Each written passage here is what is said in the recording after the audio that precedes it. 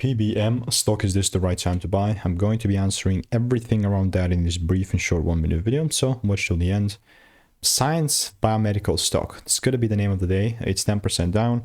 I'm here to tell you that when I zoom out, I mean, I know there's like a lot of eyes now on this, but I'm going to be trying to be kind of not nice because I'm the only person in this space with 40,000 videos documented, and it's taken me freaking 5 years. So first thing on the list is going to be that, okay, now, yeah, I have a supply zone here, and this is the daily chart. So the only thing that will make me be bullish on this market, I mean, it's very subjective, so you can technically do whatever you want, of course.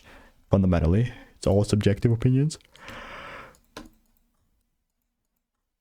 But I'm here to tell you is that the moment I see a second break is the moment that I sell on this, like a crazy madman, right?